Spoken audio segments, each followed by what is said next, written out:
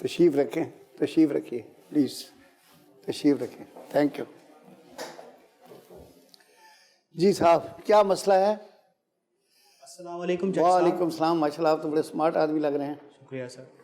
जज साहब, मेरा नाम मुश्ताक हुसैन है। मैं जो कहूँगा, सच के सिवा कुछ नहीं कहूँगा। माशाल्लाह। जज साहब, ये मेरी वालिदा हैं। जज साहब, ये जो सामने बैठी हैं ऐनी है, मेरे बड़े भाई मरहूम की साबका मंगेतर। और जज साहब, ये जो इनके बराबर में बैठी हैं, जज साहब ये निमरा हैं। जज साहब, आज जिस मुकदमे के लिए हम आए तो हैं, निमरा क्या लगते हैं इनकी, यानी कि बहन है जज साहब। सिस्टर है? अच्छा जी। जज साहब, आज जिस मुकदमे के लिए हम लोग आए हैं वो मेरे बड़े भाई मरहूम का मुकदमा है। जज साहब, मेरा इतना प्यारा भाई, इतना मोहब्बत करने वाला भाई। जज साहब, ख़ानदान में उसकी मिसालें दी जाती थी, उसकी पोलाइट ऐसा ही होगा जी, उसकी जज साहब मुझसे भी ज़्यादा वो बेहतरीन इंसान थे। बहुत मिसालें दी जाती थी, हम लोग खुद बेसिकली उनको फॉलो करते थे, उनकी चीज़ों को, उनके डिसिप्लिन को, हर चीज़ को फॉलो करते थे। जज साहब, आज ये जो मुकदमा है, इसका लब्बो लुबाब ये है कि मेरे बड़े भाई मरहूम और एनी एक दूसरे से बचपन से एक दूसरे को पसंद करते थे।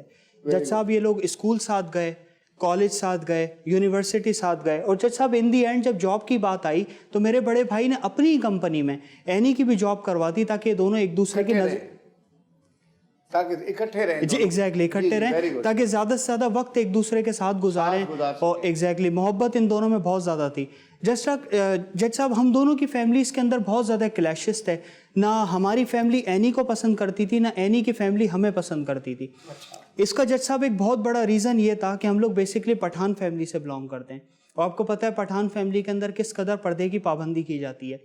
जबकि on the other hand any की कानून डिफिकल्ट लिस्ट है जी जब on the other hand any की फैमिली की अगर बात की जाए तो ये लोग बहुत ज़्यादा मॉडर्न फैमिली से ताल्लुक़ रखते हैं। इनकी ड्रेसिंग डिफरेंट थी, बहुत ज़्यादा आज़ाद ख्याल लोग थे कि बचपन से ही, स्कूल टाइम से ही एनी का हमारे घर में आना जाना भी था, जो कि मेरी वालिदा को बिल्कुल भी पसंद नहीं था। अच्छा। मेरी वालिदा ने कई दफ़ा इस बात पर एतराज़ उठाया कि क्यों ये आना जाना है, इसका जॉब साथ करते हैं, क्यों बैठना उठना है इस तरीके से।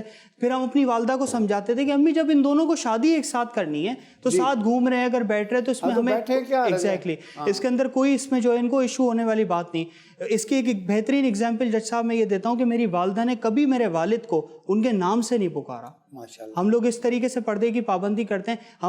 हमारी फैमिली में लड़कियां बहुत एजुकेटेड होती है, लेकिन ज़्यादा से ज़्यादा उनको टीचिंग करने की इजाज़त दी जाती है कि वो टीचिंग करे, वो भी बहुत ज़्यादा पर्दे की पाबंदी करते हुए। एग्जैक्टली जज साहब, वक्त गुजरता गया और जज साहब, सेहत और बीमारी सब अल्लाह ताला के हाथ में है। बेशक जज साहब, मेरे भाई को कैंसर डायग्नोस हुआ और वो शदीद बीमार हो गया। उसकी कीमोथेरेपी होने लगी। इतनी यंग एज में है जी, उसकी कीमोथेरेपी होने लगी, और जब कीमोथेरेपी की वजह से उसके सर से बिल्कुल बाल चले गए जी, वो सूख के कांटा हो गया। जज साहब, जिसकी जो बात अच्छी है मैं यहाँ पे मेंशन करना चाहूँगा, उन दिनों एनी ने मेरे बड़े भाई की बहुत खिदमत करी, अपनी मोहब्बत से मेरे बड़े भाई को रिकवर करने की कोशिश करी कि मेरे बड़े भाई आहिस्ता आहिस्ता करके रिकवर होना शुरू हो जाए, और वो रिकवर होना भी शुरू हो गए। वो बेड से हल्के हल्के करके चलना शुरू हो गए। कई दफ़ा जज साहब ऐसा होता था कि मैं अस्पताल पहुँचने में मुझे देरी हो जाती थी, तो ये एनी अस्पताल में मौजूद होती थी, मेडिसिन बिल वगैरह पे करना, ईच एंड एवरीथिंग जज साहब भी कर चुकी होती थी। जज साहब, फिर एक दिन टर्निंग पॉइंट आया कि एनी का फ़ोन ना मेरे पास आया, ना मेरी वालिदा के पास आया, ना मेरे वालिद साहब के पास फ़ोन आया। डायरेक्ट मेरे भाई के पास फ़ोन आता है, जैन भाई के पास, और ये कहती है कि मैं आपसे शादी नहीं कर सकती, आइंदा के बाद मुझसे मिलने की जरा सी भी कोशिश मत करना। जज साहब, मेरे उस हालत में जब वो बेड से उतर नहीं सकता। एग्जैक्टली, वो रिकवर हो रहे थे जब।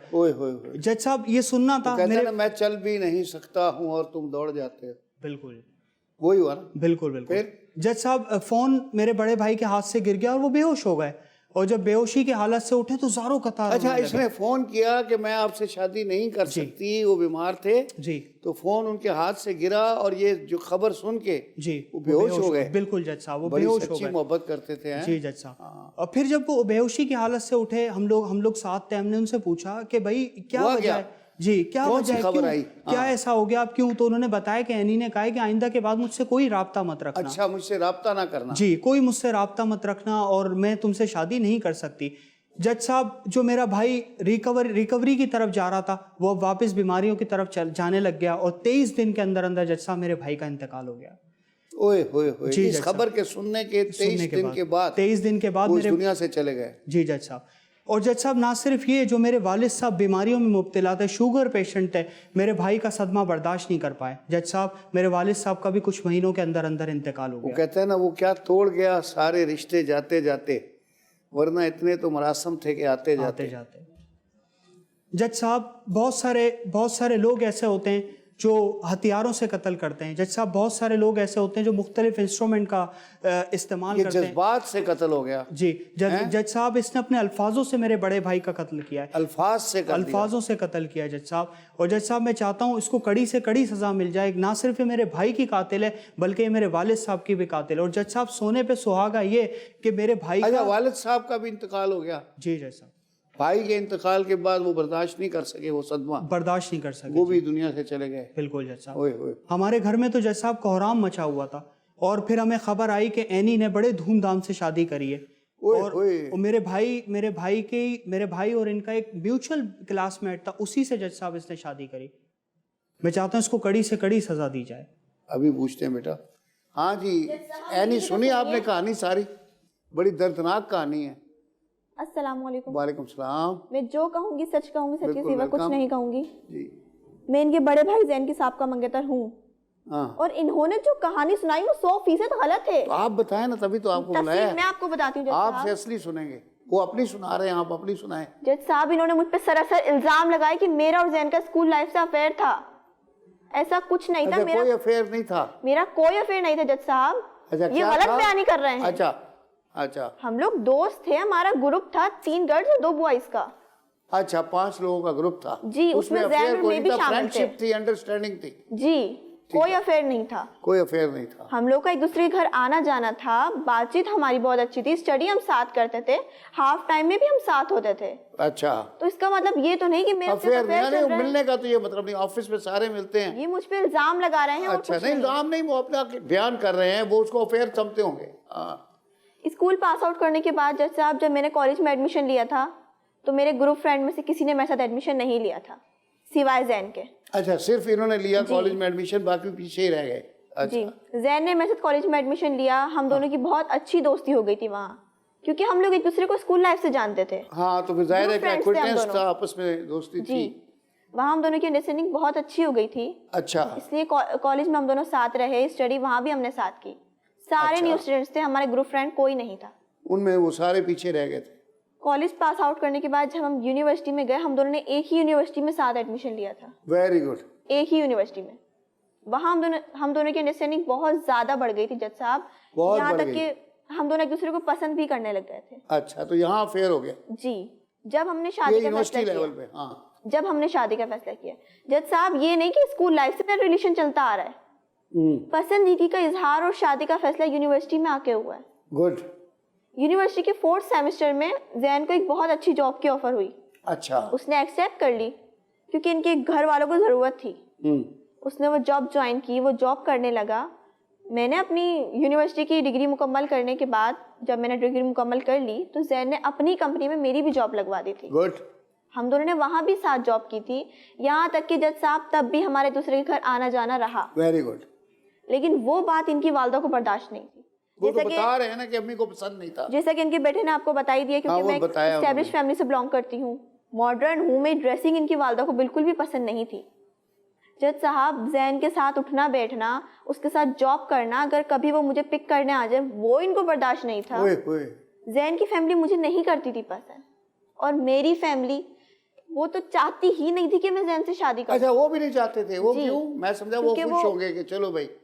मेरे बाबा नहीं राजी थे, क्योंकि वो हमारी तरह एस्टैब्लिश नहीं थे। उनका क्या मसला था आपके बाबा का? मेरे बाबा ये देखते थे कि वो हमारी तरह एस्टैब्लिश नहीं है। अच्छा, वो नहीं चलता। इनका 2 कमरों का फ्लैट है, हम दोनों शादी के बाद वहाँ एडजस्ट नहीं हो सकते थे। माशाल्लाह, वो तो फाइनेंशियल वो था गैप। जी, इनकी फैमिली भी बड़ी थी। अच्छा। इसीलिए मेरे बाबा ने ये फैसला किया था कि अगर शादी करनी है तो अलग सेपरेट शिफ्ट हो जाना। अच्छा, ये गुड आइडिया। ये बात मान ली थी मेरे बाबा की। फिर जाके हम दोनों ने ये फैसला किया था कि हम दोनों एक फ्लैट बुक करवाएंगे। अच्छा, आप दोनों मिलके आपस में फ्लैट बुक कराएंगे? हमने एक फ्लैट बुक करवाया। अच्छा। उसका 50% एडवांस उसने दिया था, 50% एडवांस मैंने दिया। झूठ बोल रही है जज साहब। जज साहब, मेरी बात मुकम्मल नहीं हुई है। जब आपकी बात हो रही है तो अब इनको अपनी कहानी सुनाने दें। अब वो कह रही है कि 50% मैंने दिया, 50% उन्होंने दिया। जी बिल्कुल। तो जॉइंट मलकियत में लिया। बेटा यहाँ एक ब्रेक लेते हैं, फिर आप थोड़ा सा वक्फे के बाद शुरू करते हैं।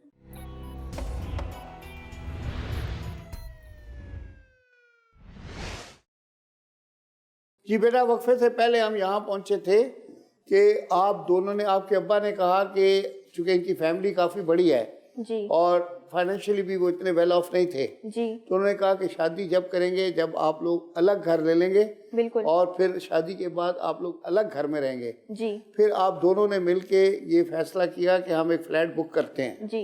तो 50% आपने दिया, 50% उस बिल्कुल। जैन नाम है, जी जी जैन ने दिया। जी। तो इस तरह से आधा आधा फ्लैट बुक हुआ। अगर फिर एक- इंस्टॉलमेंट्स का क्या था? अगर एक इंस्टॉलमेंट वो दिया करता था तो एक मैं दे दिया करती थी। अच्छा, ऑल्टरनेटिवली आप देते रहे, ठीक है। इसी तरह से तकरीबन 3 साल में हमारा फ्लैट मुकम्मल हो गया था। Okay, very good. को अच्छा हमारे बिल्डर था हवाले जिसने हो कर चुका दिया, था। वरना आजकल तो बिल्डर एकदम वापस आते हैं तो मुकम्मल ही नहीं करते। जी। अच्छा यहाँ तक कि जज साहब उसकी हर चीज मैंने अपने पैसों से लगाई, डेकोरेशन मैंने खुद की। अच्छा, फर्निश भी आपने खुद किया? जी।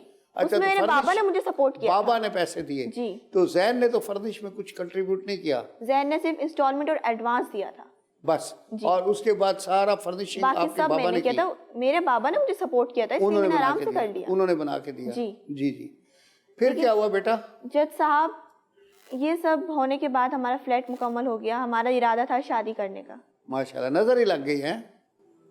एक दिन ऐसी जज साहब मुझे जैन के कैंसर की खबर आई थी। ओहो, ये कैसे पता चला? कोई टेस्ट कराया था? जी, वो बहुत बीमार पड़ गया था तो अच्छा। टेस्ट वगैरह करवाया, तब पता चला कि उसे ब्लड कैंसर है।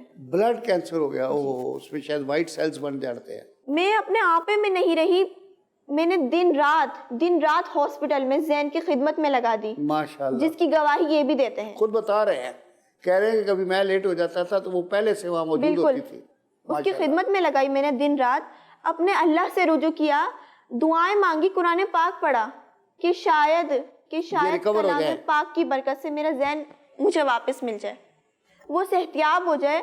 उसके लिए यासीन शरीफ पढ़ती थी मैं, उसको पानी पिलाती थी यासीन शरीफ का। ऐसी एक दिन जज साहब, जब मैं यासीन शरीफ का पानी पिला रही थी, इनकी वालदा वहां आ गई अच्छा। और मुझ पे इल्जाम लगा दिया कि मुझ पे जादू टोना कर रही हूँ। ओए, जादू का पानी पिला रही है। ये है इनकी सहनियत जज साहब, ये सोच रखती हैं ये। ओए होए होए होए, आप उसकी रिकवरी के लिए पानी पिला रही थी? मैं तो चाहती थी कि वो और उन्होंने रिकवर कहा ये करे, जादू कर रही है और बस ये तो गया। और मुझ पे इल्जामात लगा दिए रोजाना कि ये इनके तंजो ताने में सुन सुन के थक चुकी थी। मैं उस दिन बहुत वो रोई। कहते हैं ना, वो एक शेर है, वो कहते हैं कुछ तो सबब हादसा होता है, हादसा यूं रूनुमा नहीं होता। जज साहब, इन्होंने सारी हदें पार कर दी थी। उस दिन जब इन्होंने मुझ पे जादू टोने का इल्जाम लगाया, मुझसे बर्दाश्त नहीं हुआ। वो उस दिन बहुत रोई थी।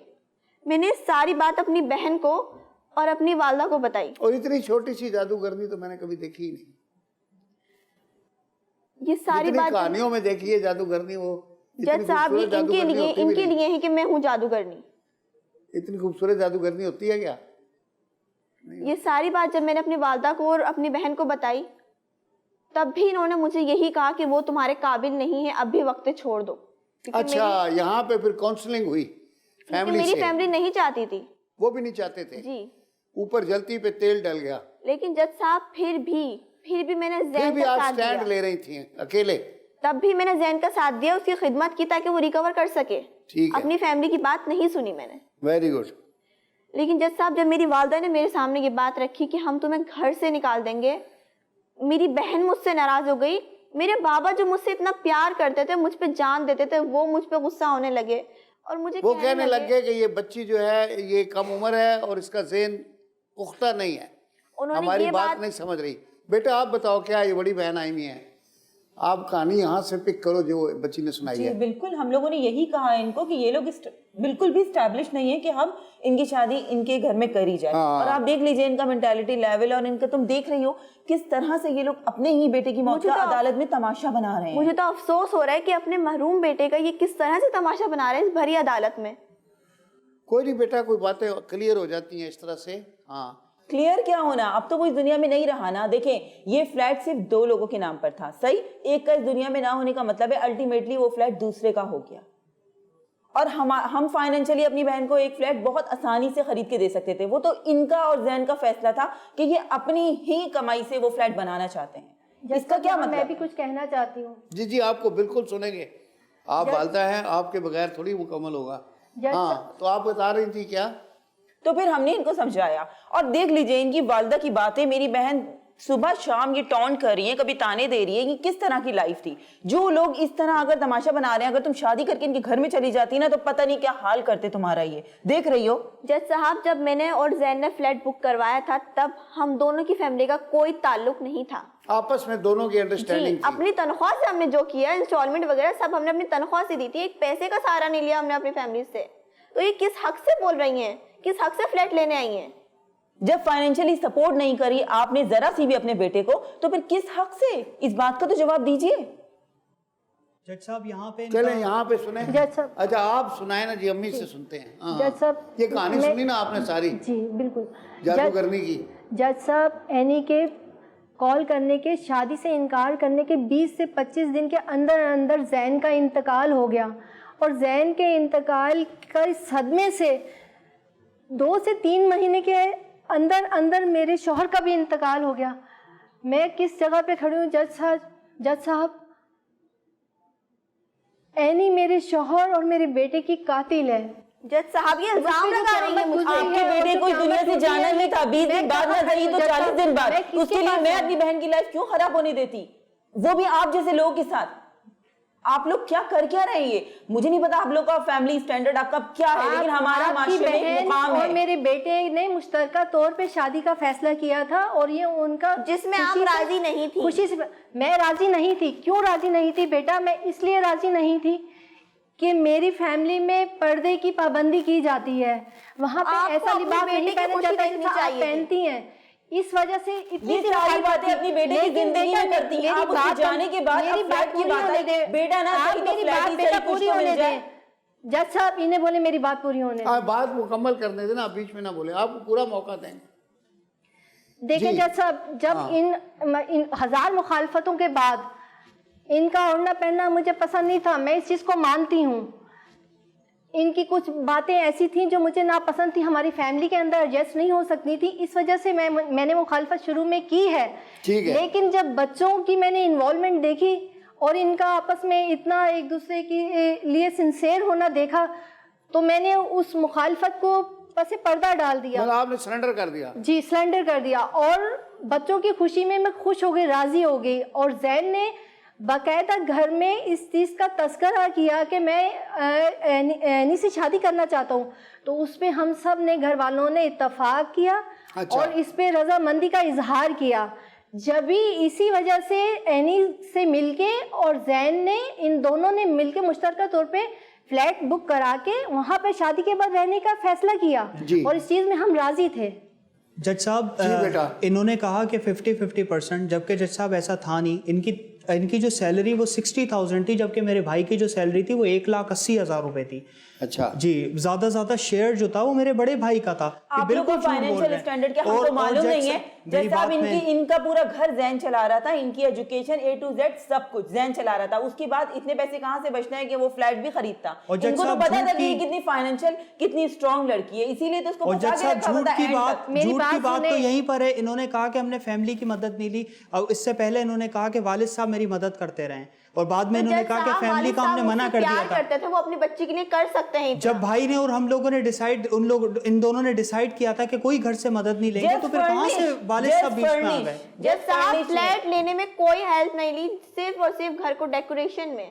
डेकोरेशन, वो कह रही कि फ्लैट की जो पेमेंट थी ये दोनों ने दी थी, लेकिन मेरे भाई का शेयर उसमें ज़ैन और एनी ने। हाँ। वो शेयर लेने ही तो आप आ गए अपने भाई का, भाई ना सही तो वो वाली बात हो गई। ये मुकदमा लड़ने नहीं आए अपने बेटे का, ये फ्लैट लेने आए हैं। साफ फ्लैट के लिए जज साहब हमें अफसोस सिर्फ इस बात का है, या मेरे भाई का और इनका जो म्यूचुअल क्लासमेट था उसी के साथ उस फ्लैट में रह रही है। जज साहब ये देखिए, आपके भाई की दुनिया से जाने के बाद वो किसी से भी शादी करे, इस बात की जवाबदेह हम आपको नहीं है। ये म्यूचुअल है, हमने करी है, हमारी फैमिली ने अपनी रजामंदी से करी है, वो हमारी स्टैंडर्ड का था, इसलिए हमने शादी करी है। एनी जिससे भी शादी का फैसला करे, लेकिन मेरे बेटे को शादी की उम्मीदें क्यों दिलाई? उसके मासूम दिल में ये आपने मेरी बहन को कभी भी एक्सेप्ट नहीं किया था, क्यों रख दिया? आपने मेरी बहन को कभी भी एक्सेप्ट नहीं किया, वरना आप बहन के इतने साल बाद ये बात इनको, का इल्जाम नहीं लगाती मेरी इतने साल बाद ये बात का इनको ख्याल हुआ कि अब शादी नहीं कर सकती मैं, अब जाके वो प्रेशराइज की बात आ गई। शादी अगर करनी थी तो इतना मेरे भाई का ख्याल एक किया। वक्फा लेते हैं बेटा, फिर इसके बाद कंटिन्यू करते हैं, ठीक है?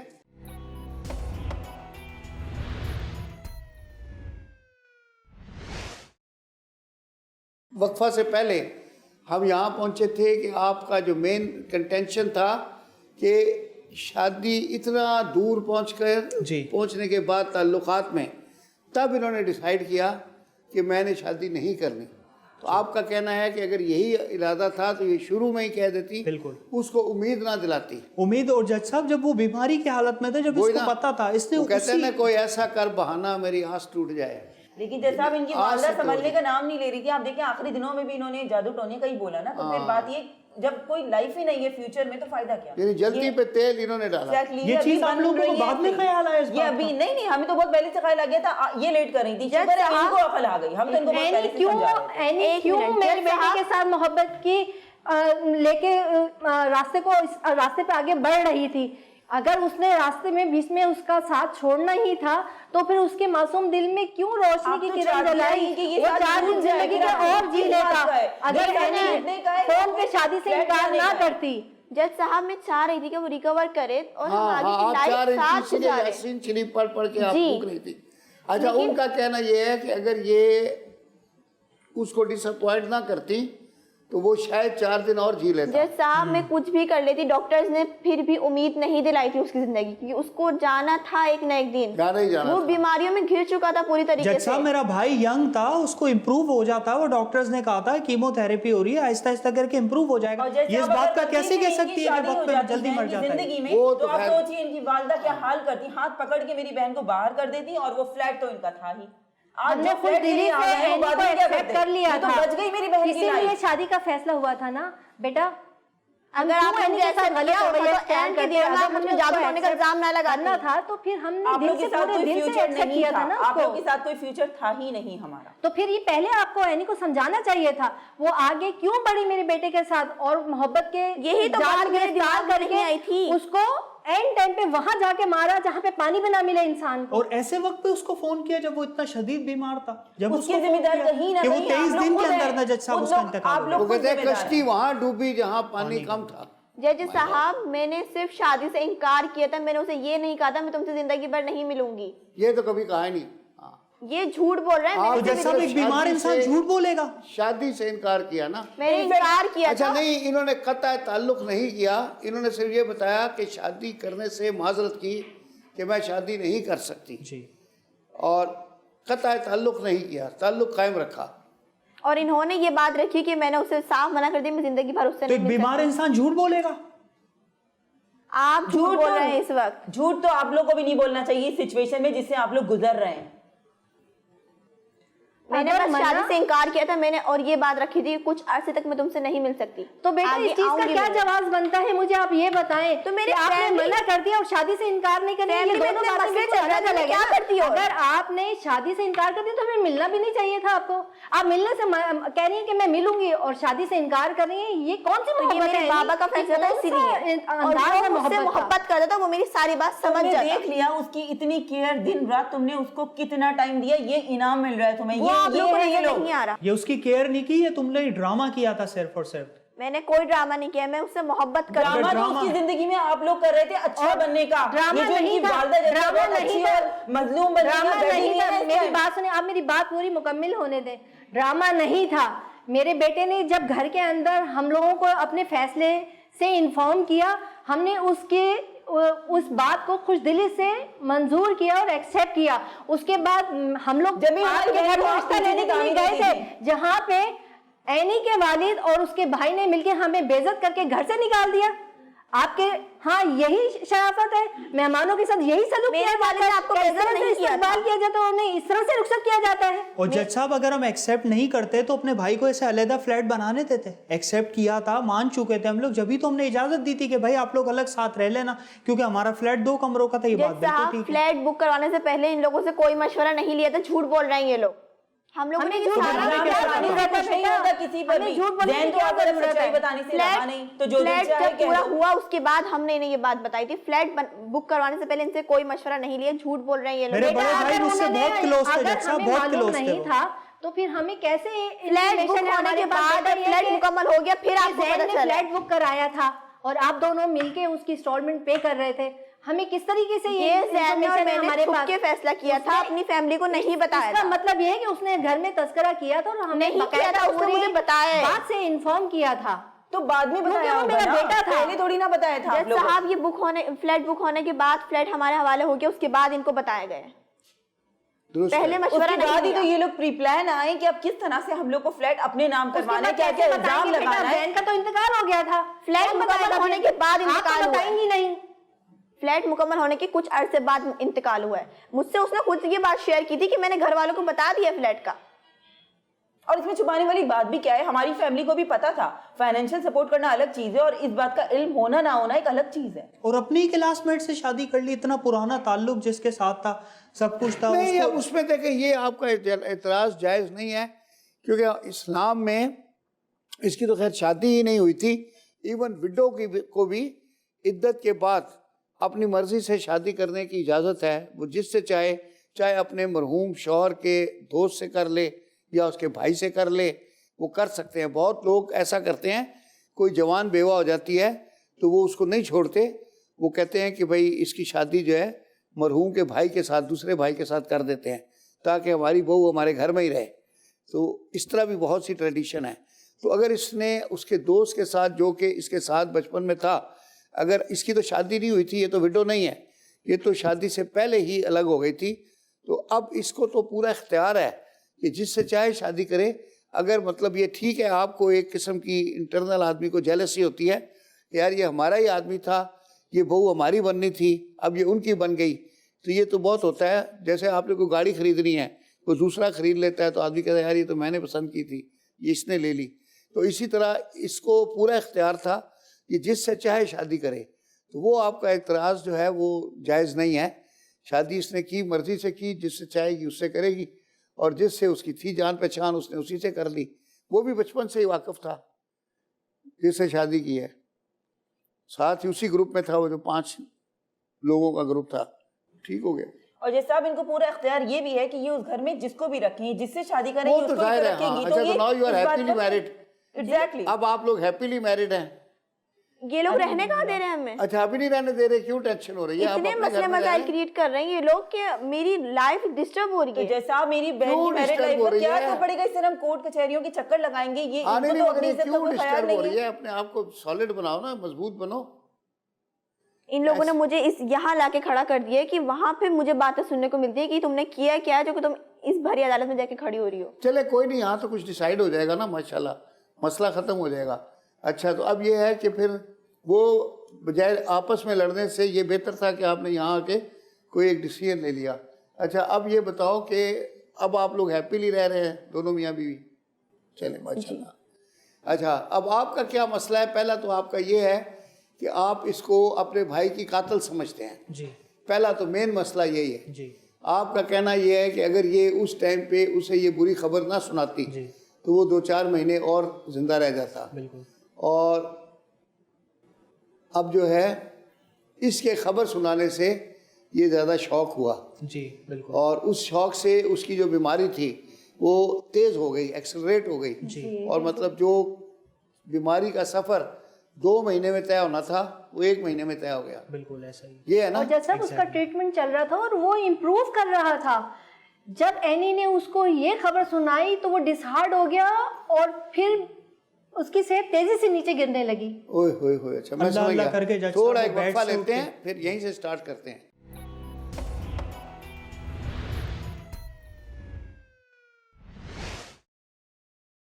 अच्छा, वक्फे से पहले जी ये बात हो रही थी कि वही अपना इमोशनली आपने कहा कि अगर वो ये खबर ना बुरी सुनाती तो कुछ दिन और चल जाते हैं। जी, और जज साहब बात दरअसल ये, अगर ये शेयरिंग की बात कर रही हैं तो चलें ठीक है, शादीशुदा तो नहीं थे ये, तो फिर उस वक्त फिर ये किस तरीके से उस फ्लैट के अंदर जाके रह सकती हैं? जबकि हम मेरे भाई ने और इन लोगों ने मिलकर जब उसके अंदर पैसा इन्वेस्ट किया तो जाहिर सी बात है, तो किस तरीके से मुकम्मल तौर पर उसकी फ्लैट की हकदार होंगी? ये तो लीगल जी इशू है जी। हाँ, इसलिए कि वो बेसिकली जॉइंट ओनर्स थे जी, तो they are not husband and wife जी अगर हस्बैंड एंड वाइफ होते तो वो बात और थी कि फिर इनको राइट ऑफ इनहेरिटेंस होता जी, तो उसके शेयर में से भी इनका होता। बिल्कुल। अभी ये है कि 50% क्लियर शेयर इनका है जी, 50% उसका है। उनका जो 50% शेयर है वो सिर्फ उनके लीगल एयर्स जो है जी। वो इनहेरिट कर सकते हैं। बिल्कुल। वाले साहब का तो इंतकाल हो गया, वालदा साहब और जितने बहन भाई और हैं जी। तो वो उनको शरीयत के हिसाब से मिलेगा मोहम्मदन लॉ के तहत। और ये कह रही है कि फर्निश करवाने मेरे वालिद साहब ने पैसे अच्छा, अब उसमें ये हाँ, वो तो फर्निश के पैसे तो इनके वालिद के हैं ना। ये भी जज साहब झूठ है, क्योंकि मैं ही मेरे बड़े भाई मैं ही जाता था सारा सामान वगैरह लेने फ्लैट का। मेरे पास बिल्स मौजूद है, एक चीज़ मौजूद है, मुझे मेरे भाई और हम दोनों बहुत ज़्यादा एक दूसरे से कनेक्टेड थे, एक चीज़ के बिल्स मेरे पास मौजूद है। कहाँ से ये झूठ बोल रही है? इसीलिए तो आपको मालूम है कि किस तरह से किस जगह से चीज को पकड़ना चाहिए जड़ से। मैं ही इनको ज़्यादातर शॉपिंग कराने लेके जाता था, क्योंकि भाई सब मसरूफ होते थे, तो मेरे पास बिल्स वगैरह ईच एंड एवरीथिंग मौजूद है, क्योंकि मैं भाई को सारी की सारी चीज़ें दिखाता था। जिस बेड को आज इस्तेमाल करिए जज साहब, वो तक सारी चीज़ें मैं खुद जाके ख़रीद कर लेकर आया, पूरा का पूरा फर्निश करवाने में हमने इसमें पैसे मिलाए सब कुछ। चले, वो तो इतना मटेरियल नहीं है, असल चीज़ प्रॉपर्टी है, वो तो चीज़ें जो हैं वो रिमूवेबल है, पेरिशेबल है, वो क्या कहते हैं डेप्रिसिएशन होती है उनकी जी। तो वो तो यूज़ हो गई हैं। तो यूज़ होने के बाद आप नया बेड लें और यूज़ करने के बाद आधे घंटे बाद बेचने जाएं तो आधी कीमत भी नहीं मिलती। तो ये सब इमोशनल ड्रामा करने की क्या जरूरत थी? क्लियर बोलिए ना कि आप लोग सिर्फ और सिर्फ फ्लैट के लिए आए। फ्लैट के लिए नहीं आए हम, अपने फ्लैट बेटे के लिए केस आए आप। के नहीं, लिए इनके आए दो हैं। इशू थे ठीक जो है? इन्होंने शुरू में क्योंकि बताया। देखें, आपकी एक तो वो कहते हैं कि हम इसको अपने भाई की मौत का जिम्मेदार समझते हैं कि इसकी वजह से वो फौत हो गया था, तो वो बीमार। इन्होंने कहा कि अगर ये इनकार ना करती तो वो इतनी जल्दी फौत ना होता, थोड़े दिन और निकाल जाता। जाहिर है ये तो इंसान की हसरत होती है, तो वो वाला तो पॉइंट स्टैंड करता नहीं है। अच्छा, अब रह गया दूसरा प्रॉपर्टी वाला, वो मोहम्मदन लॉ के तहत राइट ऑफ इनहेरिटेंस में आता है, तो जो इनका शेयर बनेगा वो इनको मिल जाएगा जो इनका है। अब इसमें क्या पोजीशन ये है, क्योंकि जॉइंट ओनरशिप है तो इसमें आप ये कर सकती हैं कि जैसे प्राइस जो अभी मार्केट प्राइस है उसके ऊपर इनको ऑप्शन दे सकती हैं कि आया ये आपका शेयर बाय करना चाहते हैं कि नहीं। तो जिस तरह आप बता रही हैं कि इनकी फाइनेंशियल पोजीशन वीक है, तो they are not able to buy the share of their brother, तो फिर आप वो शेयर खुद खरीद लेंगी तो पूरा फ्लैट आपका हो जाएगा। This is what, no problem. बाकी जहाँ तक चीज़ें नहीं हैं, बेड है, फ्रिज है, टीवी होगा, कारपेट होगी, कोई चीज़ें वो बेचा कि नहीं को दे दें। इनका लॉस हुआ है तो आपको क्या फ़र्क पड़ता है, दोबारा आ जाएंगी, ठीक है ना। हाँ, तो उसमें कोई मसला नहीं है, वो चीज़ें आपको दे देंगे, क्योंकि ज़ाहिर है वो जहन नहीं रहा, कम से कम उसकी चीज़ें तो आपको मिल जाएं और उसकी वो निशानियां जो हैं वो आपको दे देंगे, ठीक है ना। लेकिन जज साहब जो इन्होंने मुझ पे मौत का इल्जाम लगाया, ये बिल्कुल नहीं, वो इल्जाम गलत है। मैंने तो उसको सुना डॉक्टर खुद इसलिए है, उसकी जिंदगी बेटा की वो उम्मीद इनकी नहीं दिला पूरी रहे बात थे। वो मैंने सुनी इसलिए है, वो रेलेवेंट नहीं थी, लेकिन जाहिर है वो माँ बाप हैं और एक जज्बात है मेरी उनके। बहन अब उस फ्लैट में रह रही है, वहाँ पे सेटल है, अच्छी हैप्पी लाइफ गुजार रही है, तो अब ये क्यों आए? मतलब फ्लैट सेट हो गया ना, इनका तो उस फ्लैट में पहले भी कोई हिस्सा नहीं था। अगर जैन की शादी इनसे हो भी जाती फ्लैट तो फिर सेट ये हो और नहीं जैन ही सकता। रहते ना, फ्लैट तो सेट ये और जैन ही रहते ना। मेरी बात तो सुने, इनको क्या है? एनी की और जैन की अब वो शादी ये नहीं हुई थी, आपको सिर्फ पता है बात हमारे हुई यहाँ जो थी। मेंटालिटी और है, बात पे है नहीं, पूरे Exactly हक- पूरे mentality फ्लैट के है। हकदार नहीं वो हो सकते। मरने वाले का हर चीज खींचना चाहते हैं। यहाँ आपको पता है हॉस्पिटल में जब बंदा जाता है मर के, तो पहले उसकी घड़ी उतार लेते हैं, अगर उसने अंगूठी पहनी हुई हो तो वो 2 मिनट में गायब हो जाती है। तो ये इस मुल्क में औरत बेचारी मर जाती है, सबसे पहले उसकी चूड़ियाँ काट के ले लेते हैं। वो एक्सीडेंट में मर गई है, पता चला चूड़ियाँ थी किधर गई, सारी फैमिली आप देखती लोग रह भी जाती इन्हीं है। लोगों में से हैं।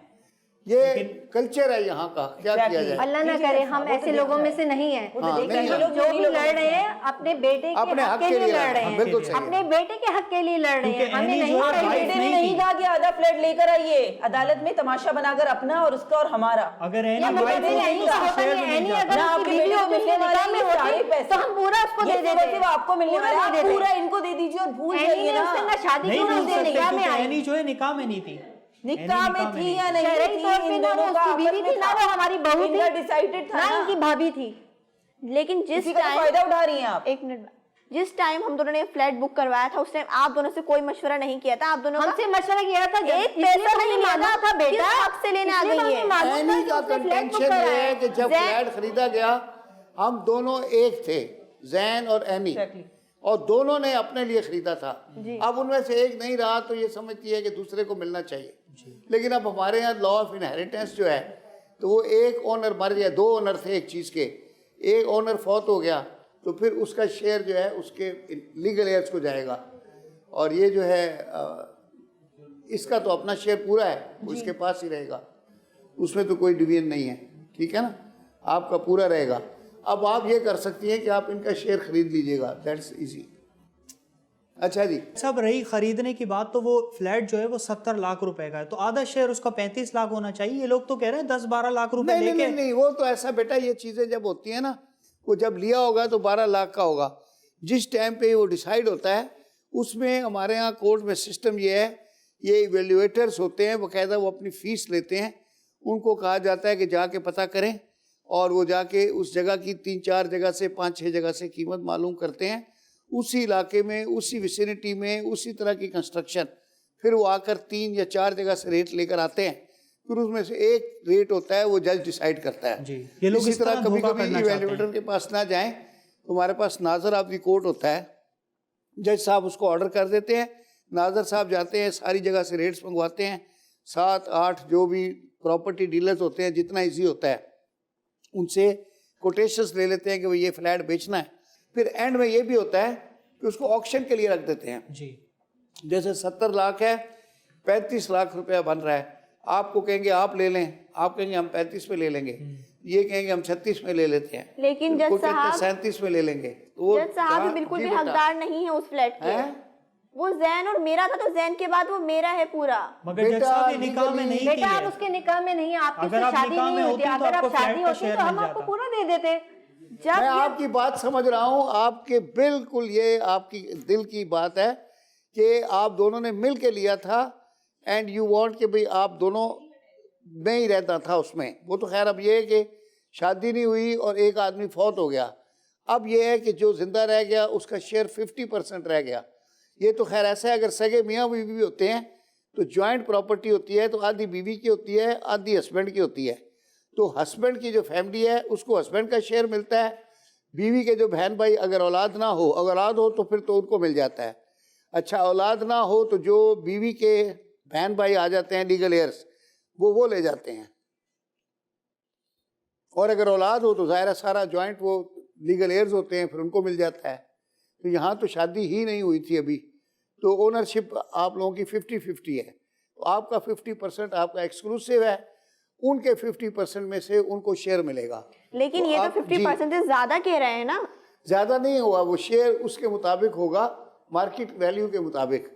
अब ये नहीं होगा कि उस वक्त 12 लाख भरे थे किस्तों के, अब वो हो गया 40 लाख। रीसेंट वैल्यू पर जाएगा वो। जी बेटा, वो अभी रीसेंट वैल्यू पर जाएगा। रीसेंट वैल्यू पे शेयर होता है ना वहाँ, ऑप्शन रीसेंट वैल्यू पर जी, रीसेंट पे उसको दोनों को दिया जाता है। अगर आपको ज़्यादा लग रहा है तो आप इनको कहेंगे ये खरीद लें, अगर इनको ज़्यादा लग रहा है तो आप खरीद लें, ये होता है।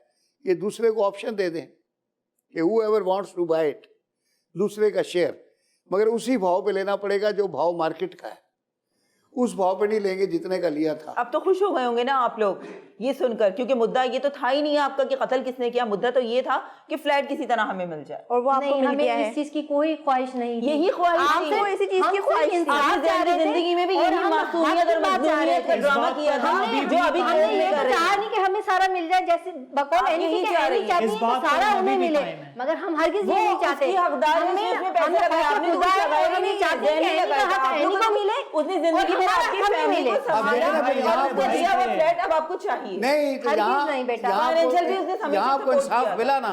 बिल्कुल सर, बिल्कुल। अच्छा, अब ये है कि जहाँ तक वो मैंने पहले बता दिया, जो आपका इमोशनल वो है वो अब अल्लाह ताला उसको आपको कंपनसेट करेगा, लेकिन सब्र तो इन चीज़ों में आता नहीं है मगर करना पड़ता है।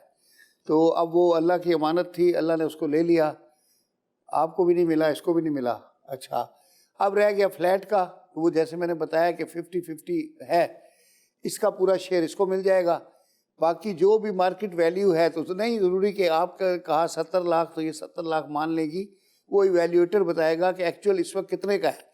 वो कोई चीज़ ऐसे होती है, लोग कहते हैं जी ये 1.5 करोड़ का है, जब बेचने जाए तो पता चलता है करोड़ का भी नहीं बिकता, गाहक ही नहीं मिलता।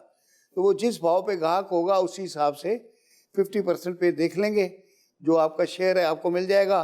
और सामान के लिए देख लें, आप डिसाइड कर लें कि आप इसको देना है या आपने रखना है, क्या करना है आपने, वो तो चले गया, यूज सामान है। हमें नहीं रखना, हमारी तरफ से ये इनका ही है, इन्हीं को दे दें। जी चलें आप ले लें, ठीक है। तो सामान आपको दे दिया और ये फ्लैट का 50-50, बाकी वो जो आपका इमोशनल अपसेट है वो रिजॉल्व हो गया। अब एक दूसरे पे इल्ज़ाम ना रखें, ठीक है। और अब ये जादूगरनी नहीं है, ठीक है, ठीक है जी। तो आज का यही फैसला है, फ्लैट डिवाइड कर दिया है और जो इल्ज़ाम था मर्डर वाला वो तो गलत हो गया, बस बाकी सामान आपने ले लिया, ठीक है, डन, ओके, थैंक यू।